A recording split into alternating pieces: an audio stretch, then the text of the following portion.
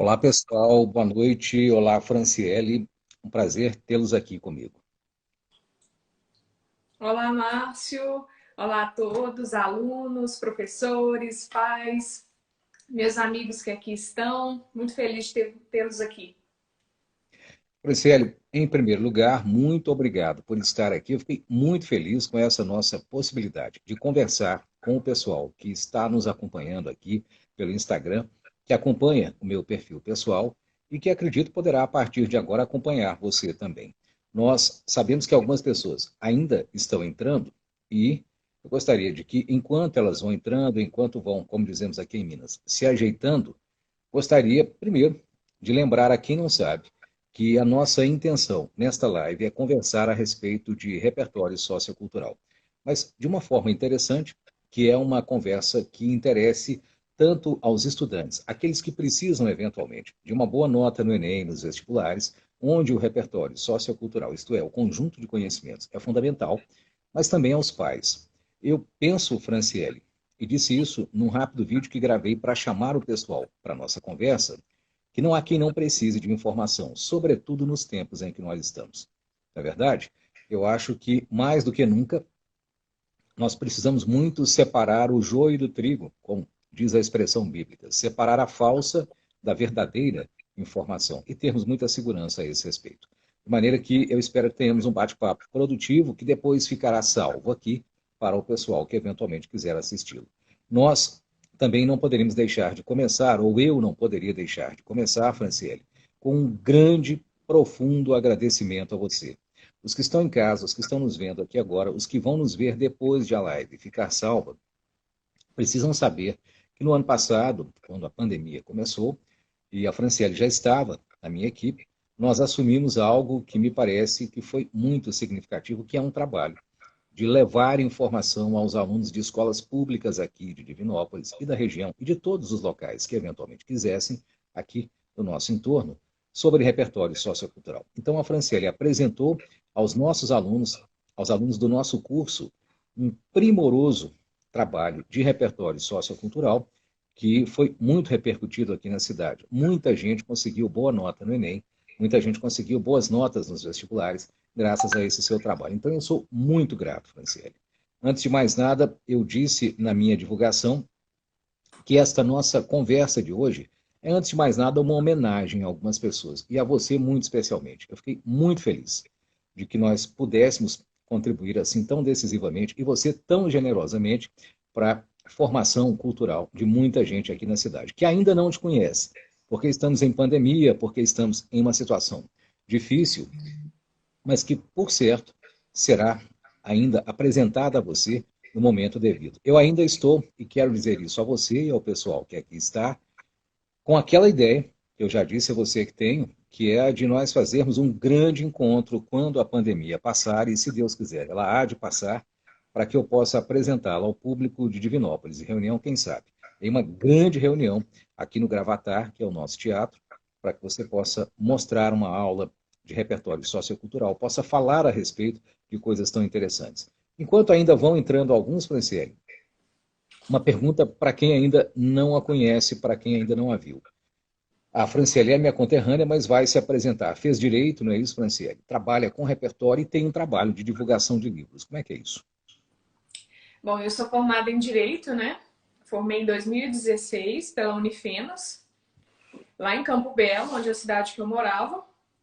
Só que eu não exerço o direito, né? Na forma de advocacia, concurso ou qualquer coisa do tipo. Então eu tinha um Instagram chamado Leia Sempre Mais, que infelizmente foi hackeado, né? Quando eu estava lá com os meus 10 mil e poucos seguidores, que a gente tinha um trabalho de incentivo à leitura. Recebia bastante livros das editoras, então eu lia e dava, né, a minha opinião como uma leitora comum. Então isso ficou, eu fiquei bem conhecida por essa parte minha. Inclusive, eu também gosto de fotografar, né? Que foi aí que a gente se conheceu, apesar de ser conterrâneos, né? Então, uniu-se tudo, né? Fotografia, livros, o interesse por músicas interessantes, documentários, filmes, que criou a nossa amizade e, consequentemente, né, a nossa união aí no cursinho para ajudar os alunos. Franciele, eu sei que no seu Instagram, tanto no antigo quanto no atual, você tem feito um trabalho muito interessante de mostrar livros que podem ser lidos, de indicar às pessoas leituras que são importantes. Isso eu acho que é absolutamente fundamental. Como é que surgiu essa ideia? Você própria uma leitura voraz? Sempre fui. Sempre fui uma leitura voraz, mas sempre, por muito tempo da minha vida, eu sempre li livros que estavam entre os mais indicados, ou eram livros de autoajuda, sempre nessa pegada. E aí, em 2017, num período que eu passei na minha vida que eu me vi assim, precisando realmente fazer algo, me descobrir, eu comecei a fazer a leitura de livros clássicos, livros da literatura brasileira, da literatura mundial. E comecei a ver que aquilo estava além do preconceito, né, que é instituído, que é uma leitura difícil, que é uma leitura chata. E comecei a divulgar isso no meu Instagram e trazer adeptos para esse tipo de leitura também. Então, basicamente, foi quando eu mudei o meu estilo de leitura que eu vi a importância de mostrar isso para as pessoas e atrair pessoas também para esse tipo de leitura. Muito interessante. E desde então você, parece-me, faz resenhas, faz comentários, indica realmente conteúdos de literatura e, às vezes, pelo que eu vi, até de filmes, até de outras áreas. Ou seja, é uma curadoria, como nós dizemos hoje, uma seleção do que é interessante para formar um repertório. Não seria isso? Sim, porque eu acredito que a gente tem que usar esse espaço da internet, né, para coisas boas, para coisas que agregam e coisas que não agregam, né, coisas ruins, nós já estamos cheios, né? Então eu falei, por que que eu vou guardar isso só para mim? Se eu li esse livro, vi que ele é interessante, eu vi esse documentário, escutei essa música, estudei a história daquela música, né, o contexto histórico dela. Por que que eu vou guardar só para mim se eu posso compartilhar com as pessoas e com isso, né, fazer a minha parte para melhorar um pouco da educação do nosso país, para melhorar né, a forma como as pessoas veem o mundo também, né, o aproveitamento melhor do tempo. Eu já tenho aqui algumas participações e eu queria dizer ao pessoal que está entrando que nós ficamos muito felizes com a participação de todos e que registramos também. Parece-me que há alguém aqui cujo Instagram é InstaJorge. Parece que é Jorge o nome da pessoa. Eu não sei exatamente de quem se trata. Se for um conhecido, eu peço desculpa por não tê-lo localizado. Mas, ou então é um conhecido seu, está dizendo aqui que você manda muito bem, né, no conteúdo literário, e eu assino embaixo, com certeza absoluta, né, sem dúvida nenhuma. Franciele, ah, eu sou suspeito para falar porque sou professor, porque trabalho com informação, porque sou jornalista e também trabalho com informação. Mas a questão central do nosso tempo, não sei se você vai concordar comigo, é de que mais do que nunca nós precisamos de informação e que parece que hoje nós a temos, mas a temos até mais do que queríamos. Ou seja, às vezes nós até recebemos aquilo que não deveríamos receber. Essa situação é muito interessante porque tanto a falta quanto o excesso sem qualidade parece que trazem problema. Ou você não pensa assim? Sim, a gente pode entender, né, primeiramente, que a gente vive na era da sociedade da informação, né, que começou no século XX, que se compararmos ao século anterior, as informações elas chegam de maneira muito mais rápida e muito mais facilitada para nós hoje em dia, com o auxílio da tecnologia, né? A questão não é, ao meu ver, você ter muitas informações, mas é a questão da sociedade que recebe essas informações. Se a gente trazer aqui para a realidade brasileira, né, considerando que 29% dela é considerada analfabeto funcional, né, que tem aquela dificuldade de interpretação de textos, e realmente há uma falta de filtro, né, não consegue estabelecer um filtro dessas informações recebidas, então as informações elas são disseminadas mais rapidamente, mas não só as boas, principalmente as ruins. Porque acontece também uma questão de que essas informações elas não estão só sendo recebidas em virtude dessa falta de escolarização das pessoas, dessa falta de busca pelo conhecimento, elas acabam se tornando um conhecimento. E isso então fixa mais, né? A informação ruim ela fica mais fixada na cabeça das pessoas e se espalha também mais rapidamente. Então a questão nem é tanto as informações que são muitas e a todo tempo, mas a sociedade que as recebe que não consegue estabelecer esse filtro. Sem dúvida, eu acho que o filtro aí é cada vez mais indispensável. Quando o Enem e quando os vestibulares, Franciele, diz que é interessante que o aluno demonstre repertório sociocultural, que aliás hoje é palavra ou expressão da moda, que se encontra em todo lugar, nós pensamos fatalmente em gente culta. Uma pergunta que me ocorreu: como é que você definiria uma pessoa culta? Quem de fato é culto, se nós pensarmos em quantidade e qualidade de informação? Bom, eu gosto de entender uma pessoa culta ou a palavra culta sobre duas acepções, sobre dois significados que essa palavra tem. O primeiro, de cultivar, né? De você estar cultivando, tendo um conjunto de práticas para poder chegar a um fim, que geralmente, né, é positivo. A gente sempre quer chegar a um fim positivo. E a segunda acepção de cultura, né, de experiências diversas do que estão no meu cotidiano. Então, se a gente juntar as duas coisas, a gente pode dizer que uma pessoa culta é aquela que cultiva culturas diversas da dela, né? E isso aí está cada vez mais raro nos dias atuais, porque exige do indivíduo, inclusive foi até essa minha acepção veio de um livro que você me indicou, do A Vida Intelectual, do teólogo francês Sertilanges, né?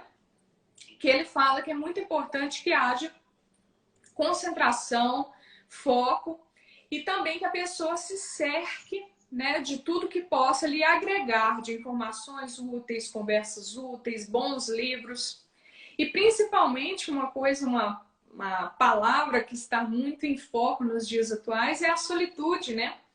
Ele fala uma expressão muito interessante que é comprar sua solidão. E eu achei isso muito legal, porque realmente você precisa tirar um tempo, se dedicar um tempo para si, onde você está ali num ambiente silencioso. Então você vai pegar um livro para estudar, você vai pegar uma música, não só, né, até vou usar uma expressão sua, né, não utilizar a música de plano de fundo, mas sim prestar atenção na letra, no contexto histórico, na mensagem que ela está querendo transmitir.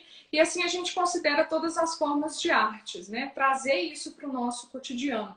Sairmos da caixa, né? Vermos fora da caixa. Sem dúvida nenhuma. E quando você fala dessa amplitude de cultura, dessa necessidade de trocar culturas, de fazer de fato uma série de coisas, impossível nós não pensarmos não apenas no estudante, não apenas no aluno, mas também no pai, na mãe, no irmão mais velho e em todas as pessoas que eventualmente estejam, de alguma forma, pensando em repertório sociocultural, pensando, talvez, em ampliar o seu repertório. A pergunta que me veio ouvindo você é a seguinte: a cultura pode ser vista como uma disposição que algumas pessoas têm de buscar informação, de processar essa informação, que, portanto, seria algo inato ou típico de algumas pessoas, ou, na sua opinião, é algo que pode ser ampliado e nós podemos, de fato, trabalhar e melhorar. Eu acredito que pode ser ampliado e todos podem ter acesso a essa vontade, né? Esse desejo de se tornar uma pessoa mais culta. Eu gosto muito de estudar programação neurolinguística e há duas situações interessantes, né, que podem ser enquadradas aí na sua pergunta, que é a crença e o desejo. É preciso que o indivíduo acredite que ele precisa, né, se tornar uma pessoa culta, tendo em vista o contexto social que ele se encontra, os benefícios que isso vai trazer para a vida dele, para a família dele, né? E ter o desejo, né? Realmente despender um tempo para poder estar estudando, ter aquela dedicação, ter a vontade. E naturalmente o hábito vem, né? Isso é com a leitura, isso é para você assistir um documentário, isso é para tudo, né? Para que haja um hábito, a gente tem que ter a vontade e realmente fazê-lo acontecer. Então eu acredito que sim, todo mundo pode aprimorar o que já tem de cultura, pode começar a estudar, né? Isso independente de classe social, independente do estilo da pessoa, todo mundo pode se aprimorar e melhorar, né, em algum aspecto da sua vida. Essa tem sido a minha crença básica. E eu queria aproveitar, são 19h46, eu estou conversando com a Franciele Santos, para você que entrou depois, numa conversa muito interessante, muito prazerosa, sobre cultura, sobre ter repertório. Você já disse algo que me tocou profundamente, e acredito que tocou também algumas das pessoas que estão nos acompanhando, que é a questão da solitude. Mas eu não vou explorá-la agora, primeiro queria dizer aqui algumas coisas que são úteis. Registrar, por exemplo, que o Rafael falou que Além de tudo, né, ler é muito prazeroso. E eu concordo com ele. O Rafael está nos acompanhando aqui, ele, na verdade, disse algo muito importante. Ter cultura, além de bonito, além de interessante, é muito prazeroso, eu acho que é muito interessante. Temos também uma outra participação. O Marcos, que é nosso aluno, está dizendo o seguinte: o livro mencionado é O Hábito Intelectual? Sim, que tem essa também tradução e que já foi traduzido também como A Vida Intelectual. É exatamente esse livro, Marcos. Aliás, Franciele, vamos abrir um parêntese aqui. Uhum.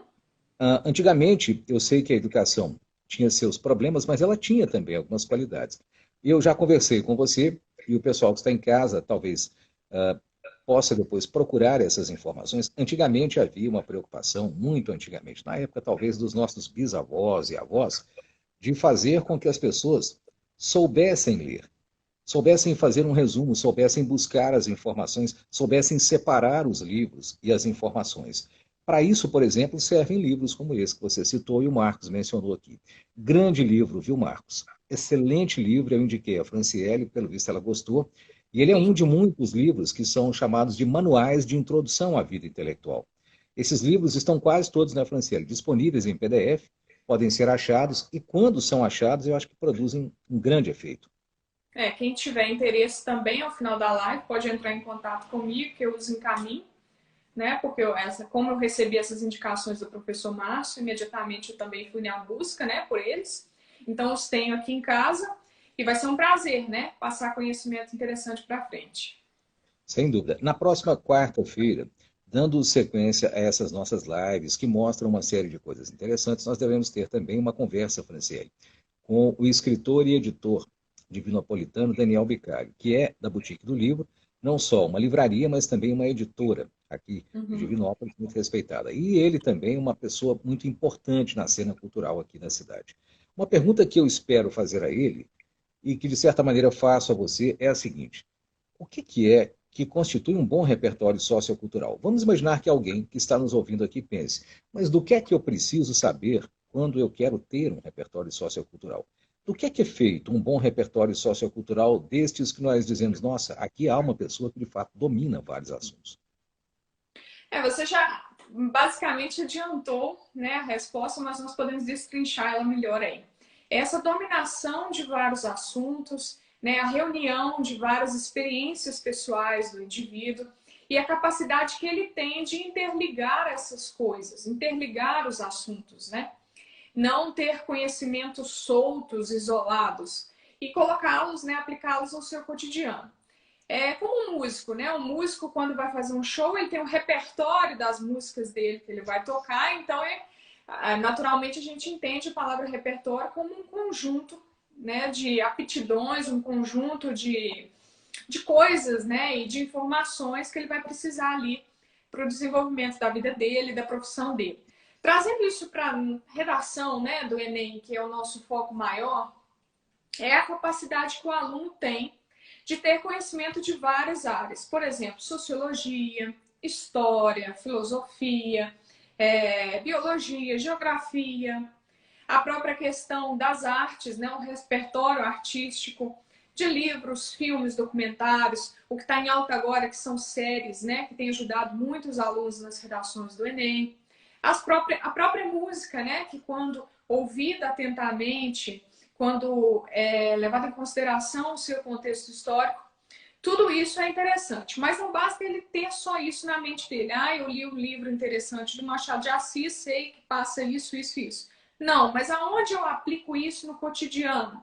Uma música, por exemplo, vamos dar um exemplo de um músico que eu gosto muito, que é o Adoniran Barbosa, né? O maior sambista paulista aí, um grande representante do samba brasileiro.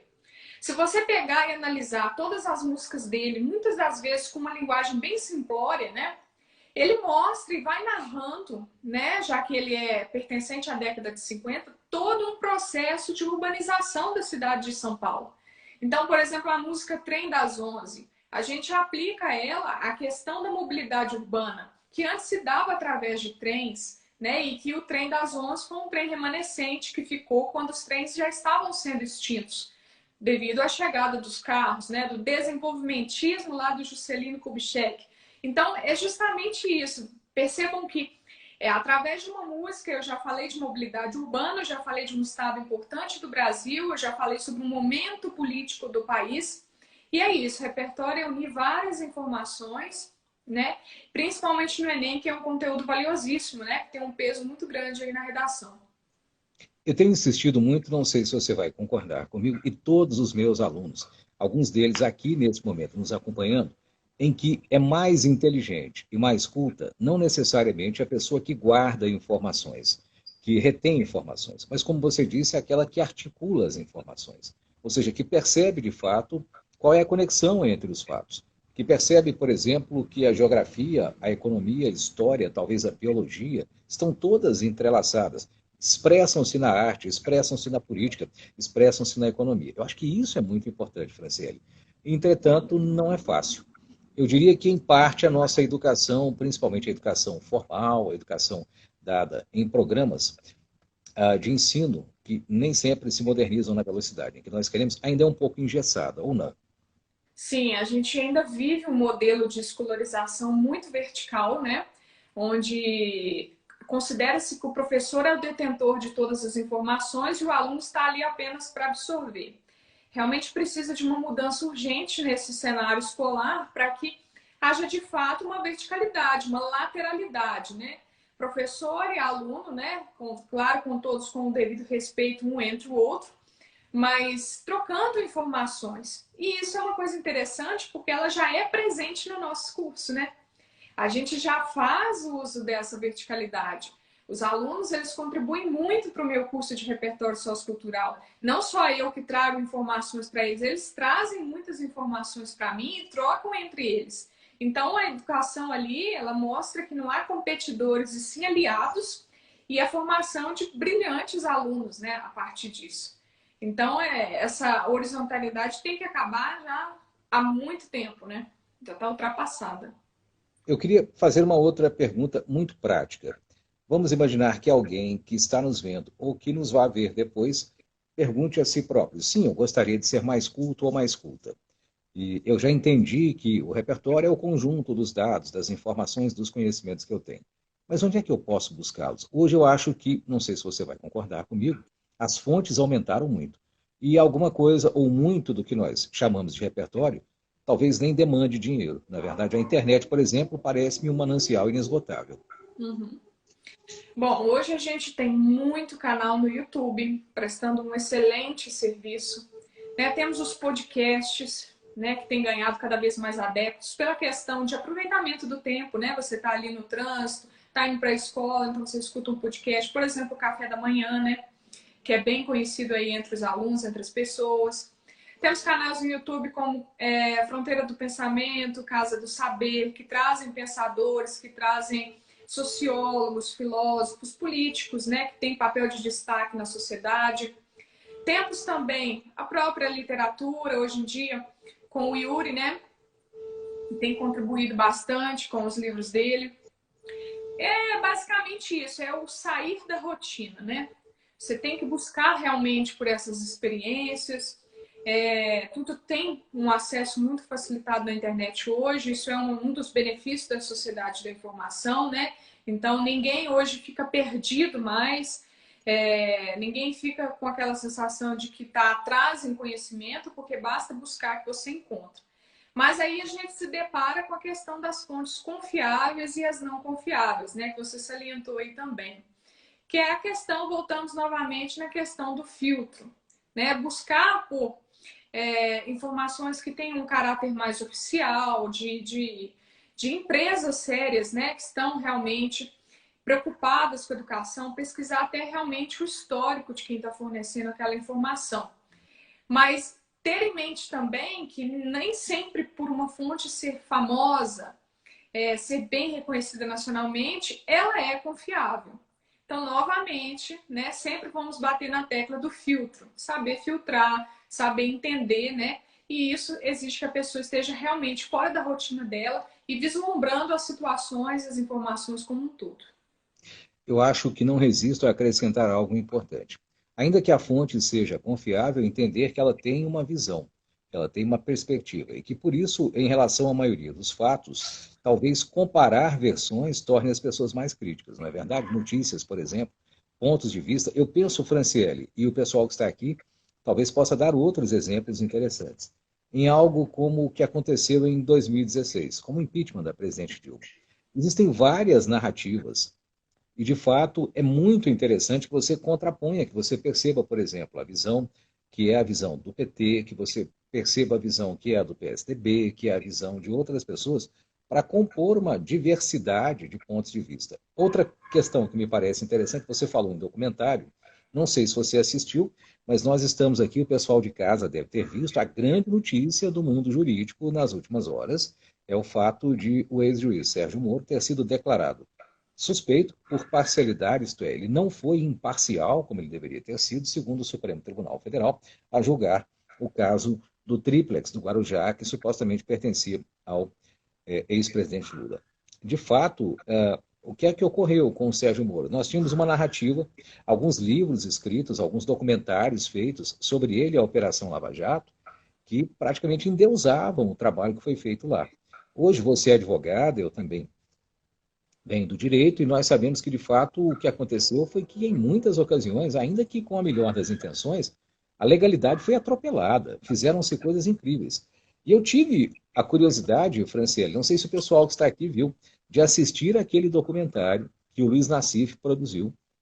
O Luiz Nassif é um grande jornalista brasileiro da Folha de São Paulo sobre o Sérgio Moro. Sérgio Moro, a construção de um juiz acima da verdade. Eu fiquei estarrecido.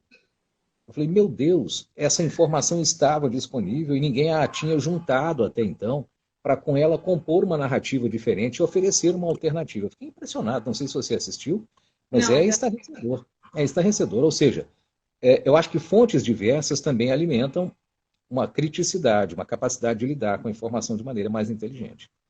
Sim, porque somos um país muito grande, um país com culturas diferentes, né? Com a própria falta de escolarização, a própria falta de filtro, né? Como eu te disse também lá no início, né? As informações elas se espalham muito rápido, as fake news, né? Essa tendência moderna aí de espalhar notícia falsa. E por muita gente, né, devido à própria questão social do país, né, de não direcionar essa questão da escolarização, faz com que tome as coisas como verdade, né? Nós tivemos aí recentemente diversos fatos jurídicos, como questão do SUS, privatização do SUS, foi uma coisa que chamou também atenção e que se espalhou muito rapidamente. A questão do estupro, né? Do estupro culposo, que é uma modalidade totalmente inexistente no nosso ordenamento jurídico, mais em virtude dessa disseminação rápida de informações, da militância, né? Não a militância positiva, mas a militância para realmente mais chamar a atenção, né? Que existe na internet, também propicia isso.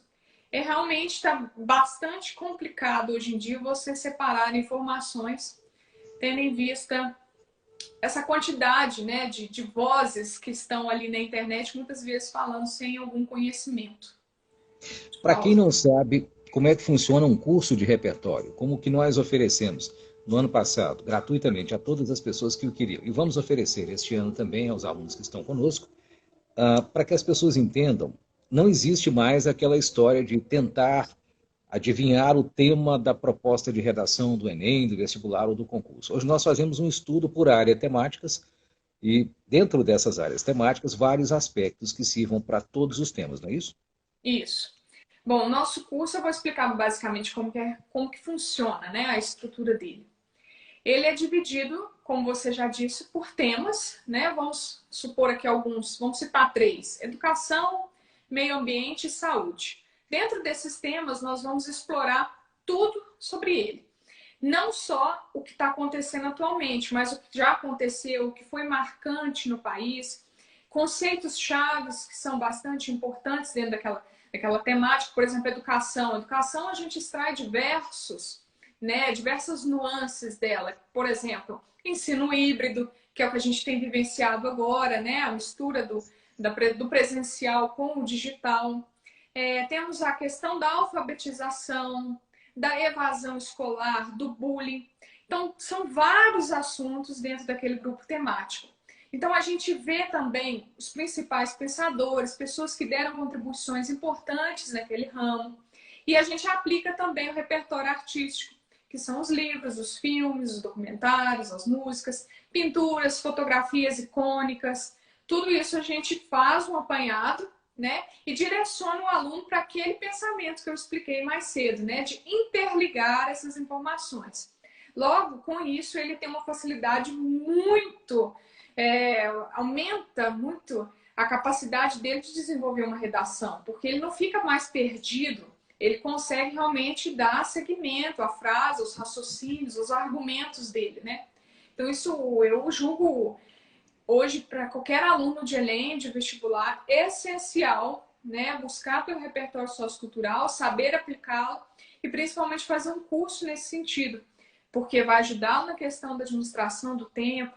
A gente vai, né, trabalhar temas devido tendo toda a experiência, né, já de redações anteriores. Então vai ser um estudo mais aplicado, né, mais objetivo. Então o aluno só tem a ganhar com isso.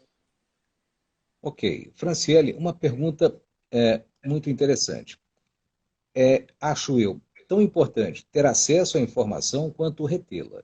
Não sei quanto a você, eu faço anotações parecidas com as dos nossos cursos de repertório. Por exemplo, eu gosto de anotar exatamente como disse a você, por área temática. Por exemplo, eu coloco lá na folha de papel meio ambiente. E aí puxo uma seta para as leis, para as disposições da Constituição, para os fatos históricos, para as letras de canção, séries, livros, obras de pintura, escultura, arquitetura e tantas outras que possam, de alguma forma, me remeter, assim como os pensadores e os conceitos. Você acha essa uma forma interessante de, por exemplo, propiciar essa conexão das coisas? Isso facilita ou não? Sim, você acabou de descrever aí um método, né, de planejamento das informações foi idealizado pelo psicólogo inglês Tony Buzan, né, que é os mapas mentais.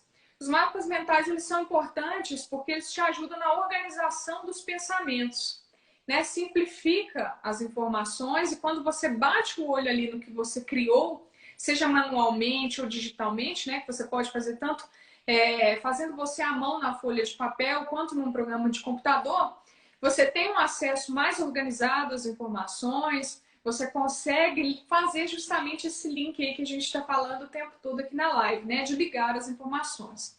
Basicamente, um mapa mental, para quem não conhece, gente, é quando há, por exemplo, educação, né? O tema central, ele fica no meio da folha, né? No meio do seu documento, e dele derivam, né? Setas e subsetas de assuntos que partem dele, como o próprio Márcio falou. Vamos supor, educação. Qual a legislação correspondente à educação? Então, você puxa uma seta, abre um balãozinho ali e escreve aquela legislação. Qual música que cita a educação de uma maneira interessante, tem um contexto social bacana? Qual livro? Né? Qual conceito que eu posso, quais são os conceitos que eu posso extrair dentro de educação? E dentro daqueles conceitos, os subconceitos. E assim você vai fazendo realmente como se fosse um universo, né? Um mapa, né? Das informações que você tem. Então é bem prático, eu gosto bastante. Quando eu estava estudando para a prova da OAB, foi o método que eu mais utilizei. Outro método interessante que a gente pode complementar são os cards, né? Ou cartões de anotações, que você faz ali, né?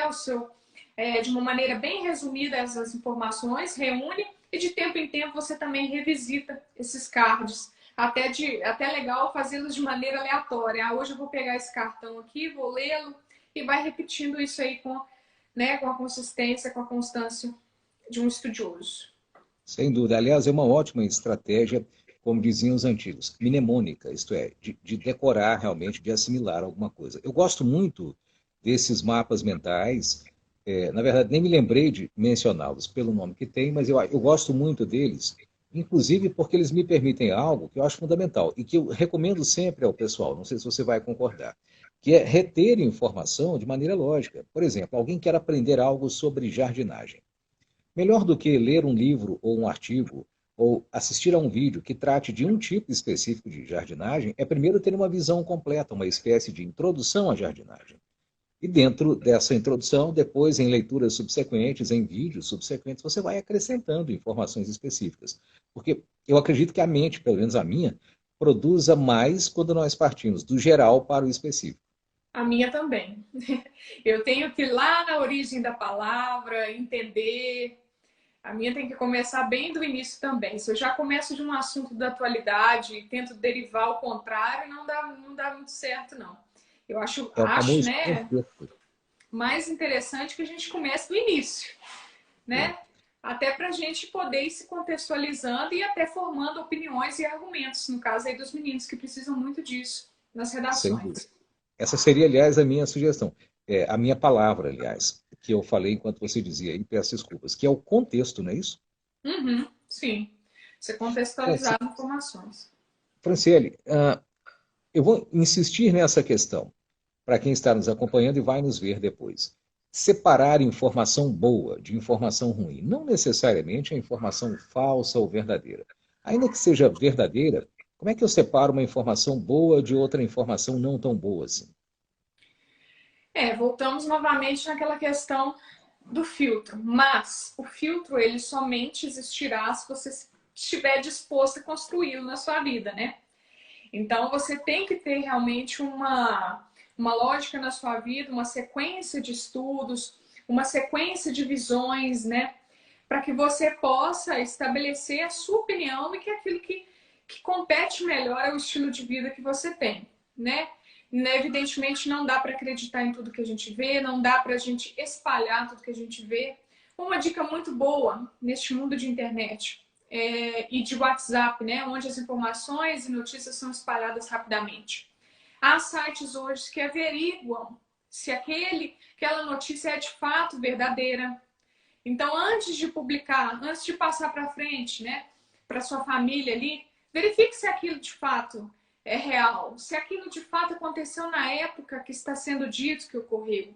Né? Ter também uma autorresponsabilidade na hora de obter e de repassar informações, eu acho que é bem importante aí para a gente conseguir ir aos poucos acabando com essa disseminação desenfreada de informações ruins.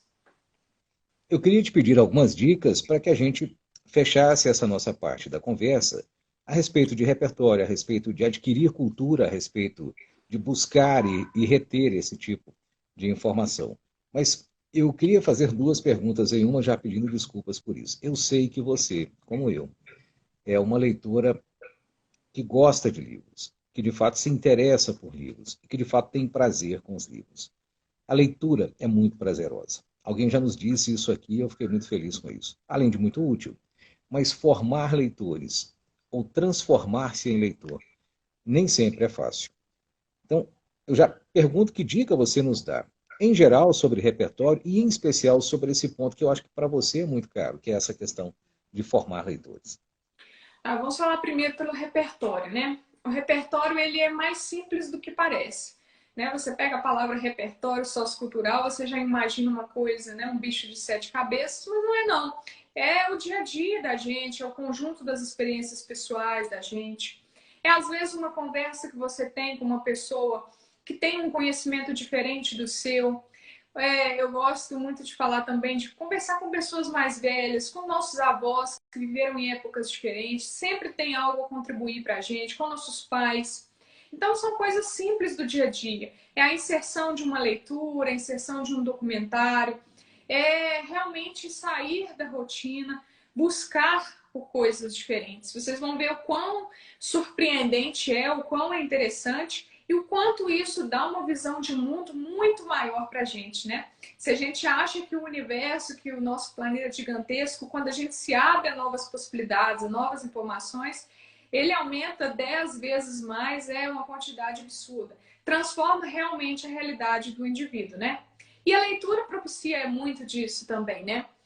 Quando você lê um livro, quando você percebe o contexto histórico daquela história, daquela narrativa, você vê o quão interessante era o pensamento, o comportamento da sociedade de uma época, o quanto ela mudou de lá para cá, em que isso foi benéfico, em que isso não foi benéfico. Então, realmente, é como o Rafael aí já disse, né? A leitura é prazerosa e esse prazer ele pode trazer uma informação, pode trazer um conhecimento. Então, é unir o útil ao agradável aí nessas situações do repertório e da leitura. A questão de despertar o prazer da leitura, de bons livros.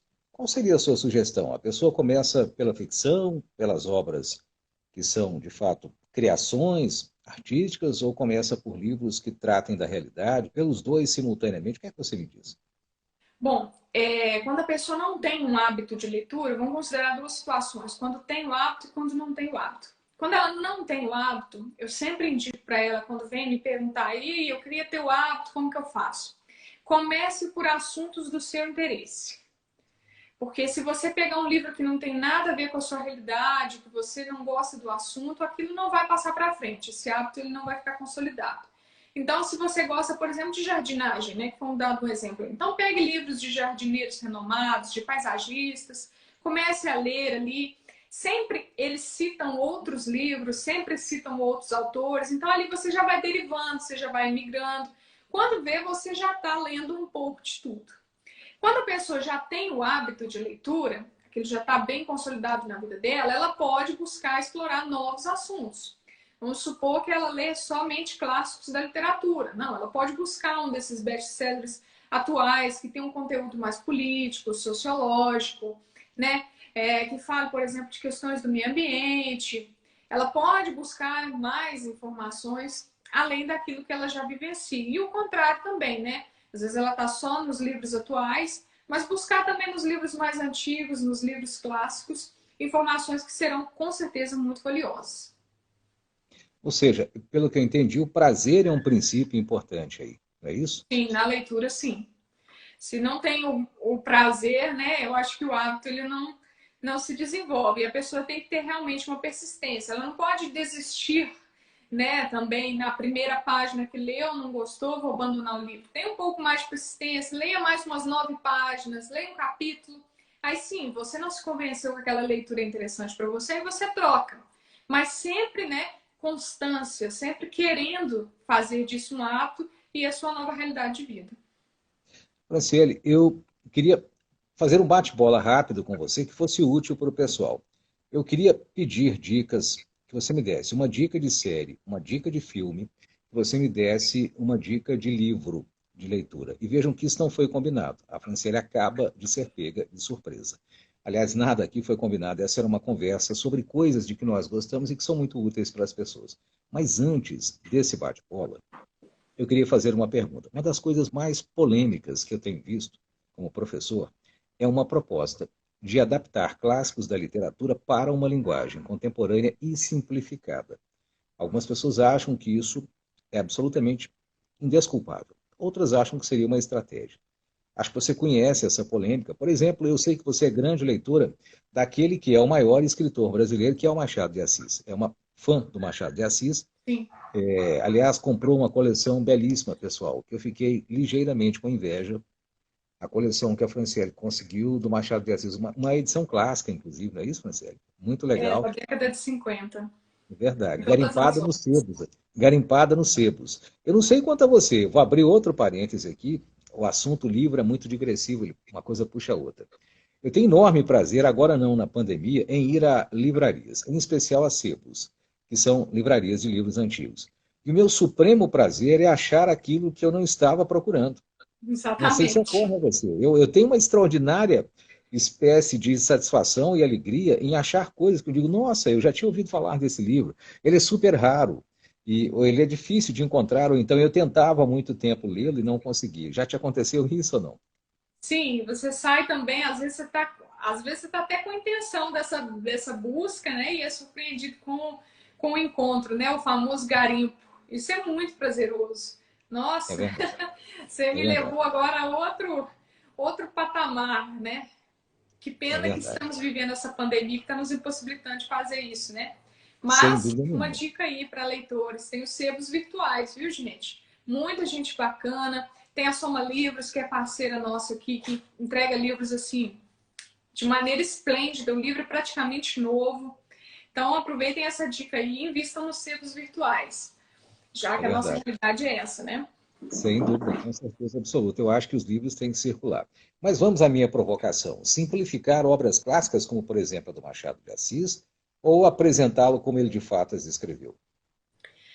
Eu acho que o grande problema das obras clássicas e ensino médio é a obrigatoriedade de leitura. Essa é a grande questão. Ao mesmo tempo que vivemos um dilema que, se assim não for, assim as obras não são conhecidas. É realmente trabalhar uma forma diferente para elas se tornarem atrativas, né? Mas não mudar a linguagem de forma alguma. Eu acho um desrespeito muito grande à identidade do autor, né? O grande charme das obras realmente está na linguagem, a forma como era escrito e falado as coisas na época. Eu acho que perde muita identidade, vai banalizar demais algo que é tão valioso na nossa literatura. Eu não apoio essa, essa forma de facilitar o acesso dessas obras para os alunos, não. Eu tenho uma opinião que não é exatamente a sua. Você disse que não apoia e eu considero criminoso, literalmente, fazer isso. Pessoal que está em casa, Franciele, olha o que disse aqui a professora Franciele. O estilo é muito importante na vida das pessoas. Como é que você tira o estilo do Machado de Assis, simplifica o Machado de Assis, se boa parte do que é valioso é o modo como ele disse e não apenas o que ele disse? Porque a história, o enredo, nós podemos contar de todas as formas, podemos contar até simplificadamente. Mas o que nós não podemos substituir num grande autor é o seu modo de dizer, é a sua visão, os detalhes, as sutilezas. Então eu acho absolutamente impensável essa ideia. E concordo com o que a Franciele disse e aplaudo. Prestem atenção em como é sensato o que ela diz. O problema não é aí um problema talvez de aprendizagem, ele é de ensinagem. Talvez esteja faltando talento aos professores de literatura para mostrar que algumas obras são fantásticas e que, apesar da linguagem um pouco distante do nosso tempo, é muito interessante conhecer essas obras. Eu até acho, Franciele, que o livro tem que acrescentar algumas coisas. Ele não deve ser difícil, mas também não deve ser tão fácil ao ponto de você não aprender nenhuma palavra nova, não aprender nenhum conceito novo. Ele tem que, de fato, nos puxar um pouco para nos colocar além. Isso, nos tirar da zona de conforto, né? Para que a gente possa realmente adquirir repertório, né? Caímos novamente no repertório sociocultural. Quando você faz uma leitura num livro clássico desse, a quantidade de informações que você faz, os links, né? Que você guarda para si, né? E é muito esplendorosa. Então, não dá para tirar a identidade de um autor. Realmente, quem conhece aí Dom Casmurro, imagine Dom Casmurro, que tem todo um mistério em torno da traição ou não, né? Da Capitu, a esposa do Bentinho, com seu amigo Escobar. Pensa facilitar a linguagem, tirar todo o charme da linguagem do Machado, que vai desenvolvendo todo esse mistério, toda essa dúvida na cabeça do leitor, né? E transmitir ele para uma outra linguagem. Não tem a mesma graça, não tem. É uma falta realmente de respeito, na minha É opinião. verdade. Eu penso que é impensável. Mas vamos lá. Eu sou bastante dado a fazer perguntas difíceis que eu próprio teria dificuldade em responder. Uma das coisas que eu não consigo, Franciele, é quando me dizem, professor, indique aí um disco de que você gosta muito no rock, no pop, no folk, na música popular brasileira, na música mais nova, recente. Eu costumo ficar muito em dificuldade com isso. Indique um livro de que você gosta muito. Indique um filme de que você gosta muito, uma série, um documentário, uma história em quadrinhos. Eu realmente fico em situação muito difícil. Mas vamos lá. Eu vou apertá-la naquilo em que eu próprio me sentiria muito apertado. Se me perguntassem, se o pessoal que está em casa pensasse, já que a gente está falando em repertório, em enriquecer os nossos conhecimentos, um livro que tem enriquecido os seus conhecimentos e que você pudesse indicar aqui ao pessoal. Sim, vou ver se está aqui nesse. Está aqui, está de fácil acesso. Esse livro que eu tenho recomendado muito, né, do Yuval Harari, que é 21 lições para o século XXI. É um livro completíssimo. Meninos que estão estudando para Enem. Eu tenho ele em PDF, caso tenham interesse, caso consigam adquirir o exemplar físico, é um livro para ter na biblioteca, né? Porque ele fala de educação, ele fala de política, ele fala de meio ambiente, ele tem opiniões muito assertivas, ele tem visões muito claras de mundo. Então eu gosto muito também da forma de escrita dele, que é muito tranquila, não é uma escrita complicada, também não é uma escrita simples, você tem que ter, né, uma atenção ao que ele está te dizendo ali, mas não é nada assim um bicho de sete cabeças. Então, como o livro hoje, e que atende a todo mundo, principalmente os meninos do cursinho, esse aqui, 21 lições para o século XXI. Eu não resisto a fazer um complemento, e você é minha convidada, eu deveria falar pouco. Mas esse livro tem outra grande vantagem, pessoal. Ele é um livro prospectivo. Como assim, professor? Os livros de história, em geral, são retrospectivos. Eles explicam aquilo que se passou. O Yuval Harari faz aí o que algumas outras pessoas fazem, que é uma prospecção. Ele tenta definir tendências, não adivinhando, mas lendo o presente para tentar construir caminhos possíveis para o futuro. Identificar as tendências na economia, na política, na cultura, isso é fundamental. Eu diria que para os pais, talvez até tanto importante ou tão importante quanto para os alunos, não é verdade? Tá aí um autor que sabe fazer bom uso do repertório sociocultural dele. Sem dúvida, é Ele é um verdade. exemplo clássico, né? Claro também, Olha, um evidente. documentário muito interessante, que mereça ser visto por quem está aqui pensando, poxa, que documentário ela sugere? Eu já sugeri um, que é o do Moro, mas ele é polêmico e eu talvez tenha dado a minha sugestão, isso não é nem o meu predileto. Mas fala aí um documentário que você julgue muito interessante. Assim, sem dúvida, é um documentário e é um curta ao mesmo tempo, né? É o Ilha das Flores. E foi você que me apresentou ele. Ele é genial, gente. Genial. Aqui no meu Instagram também, no IGTV, se você procurar, eu baixei e coloquei, fiz questão de colocá-lo ali para vocês assistirem. Ele é muito interessante, ele mostra a sociedade capitalista, ele mostra as questões climáticas de meio ambiente com a simples representação de um tomate. Aquilo ali, quando eu assisti, eu fiquei, meu Deus, como essa pessoa teve essa capacidade de pensar isso e de criar em 3 minutos uma coisa que fala do mundo inteiro, em vários contextos: individualismo da sociedade, desperdício de alimento, pobreza, classe social, capitalismo, tudo em 3 minutos. Ele é fantástico. Eu fico arrepiado há 10 anos, que é o prazo em que eu conheço Ilha das Flores, com a capacidade de conexão de informações. De fato, ali está um diretor muito inteligente. Um roteiro original, na verdade, escrito pelo próprio diretor. Pessoal, está no YouTube, não está, Franciele? Está disponível no YouTube. Eu acho Também. que era coisa para ver hoje, depois da nossa live. Você vai ver como a pessoa. Nós estávamos falando agora há pouco que as pessoas mais inteligentes conectam informações. Pois bem, eu fico estarrecido com a velocidade de conexão de informações entre política, economia, cultura, arte, meio ambiente e tantas outras coisas como ciência. É muito incrível. Esse documentário foi muito bem lembrado. Muito bem Sim, lembrado. esse documentário a gente o cita, né, muito no nosso curso, porque para os alunos é um excelente repertório. Ali nós temos duas situações: um exemplo de uma pessoa que soube conectar ideias, que é o que a gente tenta transmitir no curso, e ao mesmo tempo um documentário que tem várias ideias que você pode aproveitar em vários temas da redação, né? Verdade. Parece até que, se eu não estou enganado, me lembra aqui, a memória me traiu. Parece que foi considerado o principal curta brasileiro de todos os tempos. Não é isso, não? Sim. Uhum. O melhor, né, dos 100 curtas selecionados pela Ambracine, né, se não me engano. Isso, que é uma associação de cinema. Bom, a Franciele falou de um livro que eu achei muito bem lembrado, falou aí de um documentário. E aí, e um artista nacional da música brasileira, quem é que você citaria como sendo muito útil para a gente começar a pensar em repertório? Bom, a gente tem vários. É bom a gente sempre procurar, né, quando se fala em repertório, por cantores que têm uma pegada social na música deles, que realmente quer transmitir uma mensagem, que faz uma crítica social. A gente pode citar aí Caetano Veloso, Gilberto Gil, Milton Nascimento, o próprio Adoniran Barbosa, que eu gosto muito. A vantagem da Adoniran é que as músicas dele são gostosas, né, de você ouvir. Vai mostrando esse processo aí da urbanização de São Paulo. Tem muita cultura nessas músicas, né? Muitas críticas. Renato Russo, Gabriel Pensador. Então, música é assim, tem para todos os gostos, são muitos cantores bons, muitas bandas interessantes, uma proposta bem legal aí.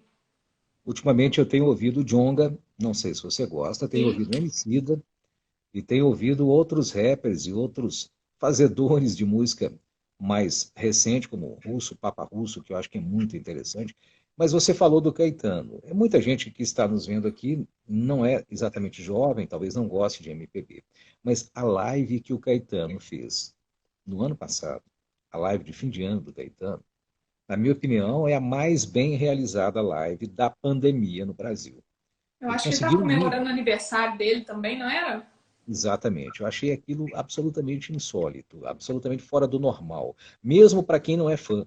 A concepção do espetáculo me pareceu algo assim fantástico. Aliás, as lives proliferaram tanto que hoje é até difícil escolher uma live, não é verdade?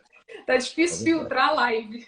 É verdade. Tivemos aí um livro, tivemos aí um documentário, tivemos as dicas de música da Franciele, alguma obra de ficção, seja um filme, seja um conto, um romance, você indicaria para o pessoal que quer começar a se envolver nesse mundo? Vou indicar um filme e um conto. Um conto do Machado de Assis, né, que a gente não pode deixar de citar, que é O Alienista, na minha opinião, fantástico. A forma dele abordar, né, até trazendo aqui para a questão do último tema da redação do Enem, né, que foi o estigma associado às doenças mentais no Brasil. O Alienista ele explora muito isso, né? A linha tênue que existe entre a loucura e a sanidade. Em que ponto você é são, em que ponto você é louco. Isso é um ponto de vista, isso é científico. O Machado de Assis explora maravilhosamente, né, nesse ponto alienista, essa questão comportamental do ser humano, né? E filme eu gosto de bastante, mas um filme assim que eu sempre indico para os alunos e que me marca muito, me toca muito, é Sociedade dos Poetas Mortos, né? Mostrando a importância da educação, mostrando realmente aí um dos aspectos que a gente falou aí no repertório, que é a questão do desejo, da crença e do desejo, né? Em relação à educação, de entender e acreditar que aquilo é bom e de querer aquilo para a sua vida. Então, acho que são duas obras fantásticas aí também. Alienista é um conto curto, fácil de ser lido. Sociedade de Poetas Mortos, um filme também super acessível. Você encontra aí Netflix, encontra no YouTube. Então, são bem acessíveis. Recomendo também que assistam e leiam. Excelentes dicas. A vantagem de ser velho é que a gente vai se lembrando de coisas. Eu ainda me lembro de, em 1989, em Belo Horizonte, de ter ido com meu pai ao cinema. Ele falou: Olha, nós vamos assistir a um filme. E eu estava visitando, eu morava em Oliveira, ele morava em Belo Horizonte, mas eu visitava sempre ele a mim. Sempre fomos muito próximos. E ele me dizia: Você vai gostar desse filme. Eu falei: Sobre o que? Ele falou: Sobre educação, sobre vida, sobre pais, sobre filhos. Eu falei: Nossa, deve ser bastante chato esse filme. Eu me lembro de que eu não me recuperei muito facilmente das provocações que o filme me fez. Eu ainda estou tentando processar. Aquilo foi em 89. Eu ainda estou tentando processar algumas mudanças que de fato aconteceram na minha cabeça depois que eu assisti aquele filme. É quase um crime que cometemos conosco mesmos se nós não assistimos a esse filme. Sem dúvida nenhuma, concordo. E o Alienista é uma história deliciosamente genial. Quando você fala do Alienista, que trata da questão da saúde mental, eu vou fazer outro elogio e com ele já agradecer a participação da Franciele. A Franciele acertou em cheio o modo como teria que ser abordado o tema do Enem. Nós temos uma aula no meu perfil do meu curso, que é do nosso curso Professor Márcio Almeida, e lá eu fiz questão de colocar um link na bio para que você possa ver a aula da Franciele falando exatamente as coisas que caíram no Enem. E não era decoreba, é um método de repertório de você se tornar mais culto e saber discutir as coisas. E muito feliz com aquilo, muito feliz com as suas dicas. Querida, muitíssimo obrigado. Eu conversaria com você aqui por 2, 3, 4 horas, como nós já conversamos muito em muitas ocasiões a Sim. respeito dos livros e de tantas outras coisas. Eu sei que você também é uma grande fotógrafa, eu sei que é uma pessoa interessada em muitas coisas. Vamos deixar aqui o modo de localizá-la aí nas redes sociais para o pessoal que está aqui. Pessoal, vocês podem aqui me seguir por esse Instagram, né, que eu estou utilizando no momento como profissional. E eu tenho um Instagram pessoal também, que depois vocês entram em contato comigo aí que eu envio para vocês. Vocês acompanharem as minhas fotografias, né, o meu modo de ver o mundo, que eu gosto de Sem dúvida dizer. nenhuma. Querida, muito obrigado, grande abraço a você, viu? Eu que agradeço, saiba que tudo que as palavras, né, legais que você dispensou a mim, a recíproca é verdadeira, a admiração é mútua, né? Eu sou muito honrada em fazer parte do curso.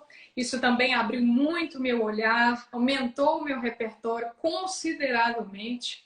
Então, eu lhe devo muito e uma gratidão eterna por essa oportunidade. Muito obrigada, Eu que viu, gente? agradeço. Quem esteve aqui também para assistir. Agradeço também a você que está em casa aí. Essa live vai ficar salva aqui para você assistir-la depois. Semana que vem tem o Daniel Bicalho, grande escritor, grande livreiro, dono de livraria, um editor também, muito importante, falando, Franciele, de obras essenciais. O que você precisa ler? O que é essencial e o que é que você deveria conhecer, de fato, para ser uma pessoa culta? Sem dúvida nenhuma, complementa aquilo que você falou. Grande abraço a você, ao pessoal que está aqui. Muito obrigado. Semana que vem nós voltamos com outra live da série do nosso curso 2021. Ah, Franciele, uma boa notícia para você. Já estamos esgotando a segunda turma, já esgotamos, na verdade, a segunda turma do curso desse ano. Já vamos Que abrir a bom. terceira a pedido de pais, de alunos e de educadores aqui da cidade para preparar esse pessoal aí para os processos seletivos. Grande abraço a você, A gente muito vai obrigado. ajudá-los bastante. Até mais, Um abraço gente. também a você que está em casa aí. Grande abraço a todos.